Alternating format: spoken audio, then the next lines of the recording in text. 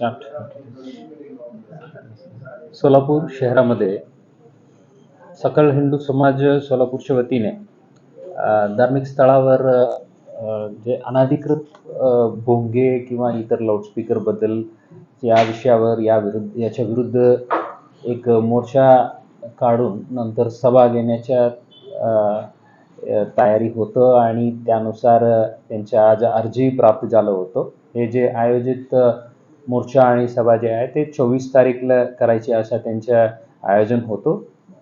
आज अर्जदारांना पोलीस आयुक्तालयामध्ये बोलवून संबंधित लोकांसोबत बैठक घेतलं आणि ध्वनी प्रदूषण प्रतिबंध कारवाई कायदा अनुषंगाने आतापर्यंत शहर पोलिसांच्या वतीने केलेल्या कारवाई आणि जे उल्लंघन करणारे धार्मिक स्थळं असो किंवा इंडिव्हिज्युअल्स असो त्यांच्या विरुद्ध केलेल्या कारवाईबद्दल त्यांना अवगत केलं होतं आणि जे भविष्यात करण्यात येणाऱ्या कार्यवाहीबद्दलही त्यांना सूचना आणि माहिती दिलं होतं.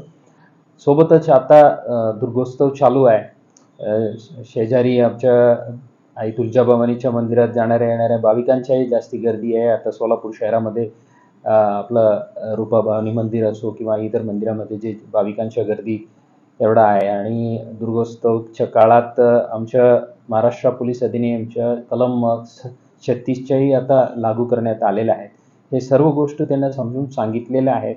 त्यामुळे आज आत्ता 24 तारीखला आम्ही कुठल्याही प्रकारच्या परवानगी मोर्चा किंवा सभेसाठी आता त्यांना परवानगी देणे योग्य नाही राहील आणि या गर्दीमुळे काय कायदा व सुव्यवस्थेचे प्रश्न निर्माण होण्याची शक्यता आहे. हे सर्व गोष्टी त्यांना समजून सांगितलेल्या आहे.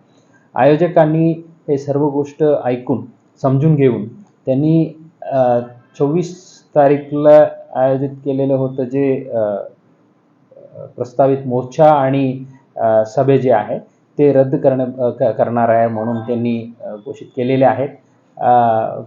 आमच्या पोलीस विभागाकडून सर्वांना आव्हान आहे, कुठलाही सभा किंवा मोर्चा होणार नाही आहे, कोणी गर्दी जमवू नये.